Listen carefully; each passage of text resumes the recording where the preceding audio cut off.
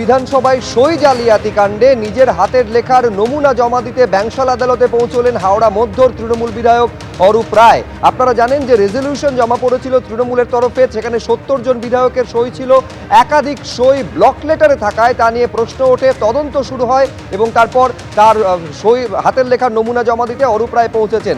আমি আরো বিস্তারিত জানবো, সরাসরি কথা বলবো। আমাদের প্রতিনিধি পার্থপ্রতিম ঘোষ আমাদের সঙ্গে রয়েছেন। 3 জন বিধায়ক ব্যাংশাল আদালতে পৌঁছেছেন। পার্থ, কি খবর রয়েছে? দেখো, 3 জন বিধায়ক, যার মধ্যে হচ্ছে হাওড়া মধ্যর বিধায়ক তৃণমূল বিধায়ক অরূপ রায়, অন্যদিকে হচ্ছে মহেশতলার তৃণমূল বিধায়ক সুভাষিস দাস, পাশাপাশি হচ্ছে ক্যানিং পূর্ব তৃণমূল বিধায়ক বাহারুল ইসলাম। এই 3 জন বিধায়কের কি কিন্তু আজকে দিন ব্যাংশাল আদালতে এসে পৌঁছেছেন এবং বিচারকের সামনে তাদের নিজের হাতের লেখার যে নমুনা, সেই নমুনা পরীক্ষার যে কাজ, সেটা কিন্তু ইতিমধ্যে শুরু হয়েছে। হাতের লেখার নমুনা তারা দিচ্ছেন এবং এই যে বিধানসভায় সই জালিয়াতির মামলা, যে মামলা হয়, যে মামলার পরিপ্রেক্ষিতে তুমি জানো, এই মামলা তদন্তভার গ্রহণ করে সিআইডি এবং সেই মামলাতে ইতিমধ্যে একাধিক বিধায়ককে, এই 3 বিধায়ক ছাড়াও একাধিক বিধায়ককে জিজ্ঞাসাবাদ করেছে সিআইডি। পাশাপাশি অভিষেক বন্দ্যোপাধ্যায়কে তলব করা হয়েছিল এবং সেই প্রথম তলবে তিনি হাজিরা দেননি এবং দ্বিতীয় নোটিশ তাকে পাঠানো হয়েছে।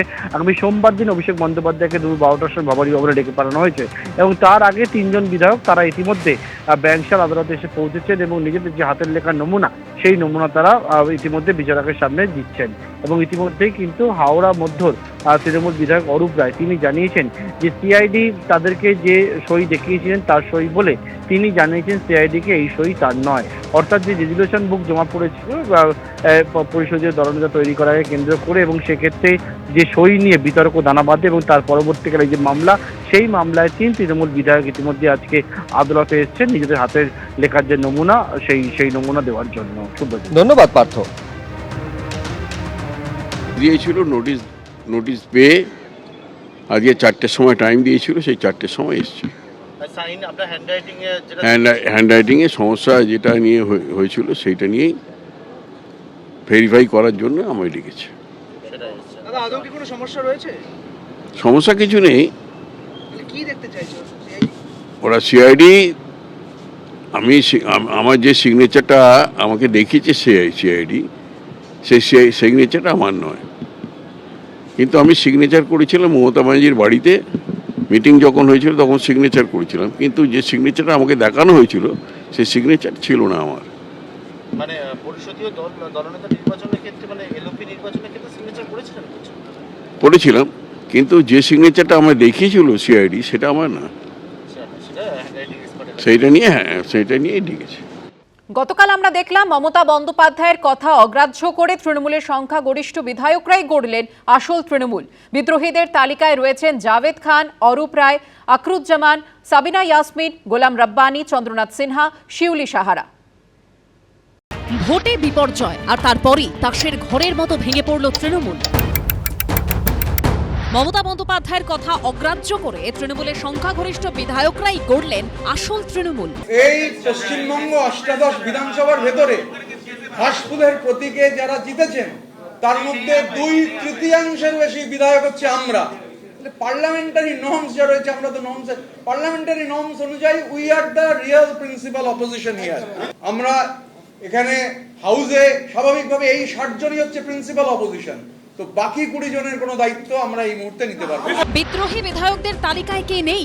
জাভেদ খান, অরূপ রায়, আকরুজ্জামান, সাবিনা ইয়াসমিন, গোলাম রব্বানী, রথিন ঘোষ, চন্দ্রনাথ সিনহা, শিউলি সাহার মতো মমতা বন্দ্যোপাধ্যায়ের আমলে হাফ ডজনের বেশি মন্ত্রী ছাড়াও বীরভূমের কাজল শেখ, বর্ষিয়ান বিধায়ক সমর মুখোপাধ্যায়, ইমানি বিশ্বাস, নিয়ামত শেখ, গুলশান মল্লিক, প্রসূন বন্দ্যোপাধ্যায়, তৌসিফ উর রহমানের মতো বিধায়করা রয়েছেন। মিটিংয়ে ডেকেছে, চিঠি দিয়েছে, ফোন করেছে, সেই কারণে মিটিংয়ে এসেছি। মে মাসের 3 তারিখ অবধিও যে তৃণমূলে মমতা বন্দ্যোপাধ্যায় ছিলেন শেষ কথা, সেই তাঁকেই এখন নিছক পরামর্শদাতা হিসেবে দেখতে চাইছেন বিদ্রোহী বিধায়করা। মাননীয়া মমতা বন্দ্যোপাধ্যায়কে আমাদের এই পরিষদীয় দলের প্রধান পরামর্শদাতা হিসেবে থাকবার অনুরোধ জানাচ্ছি। তিনি অ্যাডভাইস করুন, উপদেষ্টা হিসেবে থাকুন, আমাদের কাজ করতে দিন। 2011 সাল থেকে তৃণমূলকে ঢালাও ভোট দিয়েছে মুসলিমরা। মুসলিমদের স্থায়ী ভোট ব্যাংক হিসেবে ধরে নিয়েছিলেন মমতা বন্দ্যোপাধ্যায়, কিন্তু এবারের ভোটে তার সেই ধারণা ভেঙেছে। মুসলমানদের একটা বড় অংশ এবার সিপিএম, কংগ্রেস কিংবা বিজেপিকে ভোট দিয়েছে। এরপর ফলতার পুনর্নির্বাচনও দেখিয়ে দিয়েছে মুসলমান ভোটাররা তৃণমূলের স্থায়ী সম্পত্তি নয়। প্রায় 30% সংখ্যালঘু ভোট থাকা ফলতায় জামানত জব্দ হয়েছে তৃণমূলের। ক্ষমতার কাছাকাছি আজকে মমতা বন্দ্যোপাধ্যায় নেই, তাই মমতা বন্দ্যোপাধ্যায়ের শাস্তে মুসলিম যারা জনগোষ্ঠী তারাও ক্রমশ তার হাত থেকে সরে আসছে। তারা মনে করছে তৃণমূল কংগ্রেসের এবং অভিষেক বন্দ্যোপাধ্যায় মমতা বন্দ্যোপাধ্যায়ের নেতৃত্বে যে তৃণমূল কংগ্রেস তার থেকে সরে আসলেই তারা নিরাপত্তা পাবে বলে মনে করছে তারা। বুধবার দেখা গেল তৃণমূল বিধায়কদের বড় অংশ বিরোধী দলনেতা বেছে নেওয়ার ক্ষেত্রেও মমতা বন্দ্যোপাধ্যায়ের পছন্দকে মানলেন না। 2026-এর বিধানসভা নির্বাচনে তৃণমূলের 80 জন বিধায়কের মধ্যে মুসলিম বিধায়কের সংখ্যা 34 জন। বুধবার তার মধ্যে 17 জনই আসল তৃণমূল হিসাবে নিজেদের দাবি করে মমতা বন্দ্যোপাধ্যায়ের উল্টো পথে হাঁটলেন। আমরা ভেবেছিলাম মুসলমান সত্তার একটা জাগরণ ঘটবে। এখন ব্যাপারটা হচ্ছে মমতার সঙ্গে আর কেউ নেই, কেননা উনি মুসলমানদের প্রতিশ্রুতি দিতেন কিন্তু ওদের হয়ে কিছু করতেন না, ওদেরকে খেপানোর কাজটা করতেন। দল হাতছাড়া, নেতৃত্ব হাতছাড়া, 1.5 দশকেরও বেশি সময় ধরে পাশে থাকা সংখ্যালঘুরাও ধীরে ধীরে পাশ থেকে সরে যাচ্ছেন। তাহলে মমতা বন্দ্যোপাধ্যায়ের রাজনৈতিক পুঁজি হিসাবে আর থাকলো কি? আশাফুল হোসেন, ময়ূর ঠাকুর চক্রবর্তী ও উজ্জ্বল মুখোপাধ্যায়ের রিপোর্ট, এবিপি আনন্দ। কোচবিহারের ছবি আপনাদের সামনে রাখবো, যার বিরুদ্ধে অভিযোগ রয়েছে আবাসের নামে ঘর পাইয়ে দেওয়ার নাম করে কাটমানি নিয়েছেন তিনি। তারপর থেকে বিক্ষোভ দেখাতে শুরু করেন স্থানীয় বাসিন্দারা পালা বদলের পর। আর তারপর পুলিশ গিয়ে তাকে অনেকক্ষণ ধরে খোঁজ খবর করার পর যখন তাকে খুঁজে পাওয়া যাচ্ছিল না, শেষমেশ তিনি বের হয়ে এলেন খাটের তলা থেকে।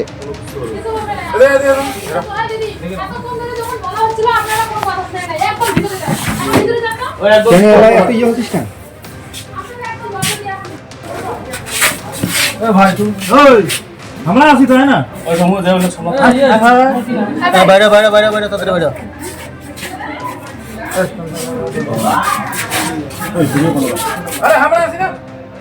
আবাস যোজনায় কাটমানি নেওয়ার অভিযোগে বিক্ষোভ এবং তারপর এই তৃণমূল নেতা শহীদুল মিয়াকে পুলিশ খুঁজে পেল খাটের তলা থেকে, যা নিয়ে সরাসরি নিশানা করেছেন অমিত মালব্য। পোস্টে তিনি লিখছেন, সরকারি বাড়ি তৈরির নামে 5,000 টাকা থেকে 20,000 টাকা কাটমানি নিতেন শহীদুল মিয়া। কাকদ্বীপ, নামখানার পর মাথাভাঙা সব জায়গাতেই কাটমানি আর দুর্নীতি। যারা একসময় গরিব মানুষকে শোষণ করেছে তাদের খাটের তলায় লুকিয়ে থাকাও এখন দুষ্কর।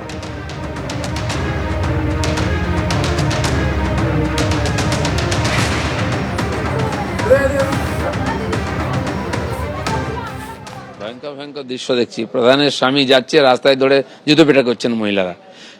বাড়ির টাকা, শৌচালয়ের টাকা সব জায়গা থেকে কাটমানি খেয়েছে। এখন ওরা ভয়ে লোকেরা বলতে পারতো না, কমপ্লেন করতে পারতো না, পুলিশ ওদের দাঁড়াতো। এখন কমপ্লেন করছেন, সেই পুলিশে কোমরে দড়ি বেঁধে টেনে নিয়ে চলে যাচ্ছে। দেখতে হবে আরো, এটা খুবই প্যাথেটিক পশ্চিমবাংলার ক্ষেত্রে। এই যে 15টা বছর সব গেছে, যে খুব দুঃসময় গেছে আমাদের, সেখান থেকে কেটে বেরিয়ে এসছে। যারা অপরাধ করেছে তার শাস্তি পেতে হবে। এবিপি আনন্দ, এগিয়ে থাকে, এগিয়ে রাখে।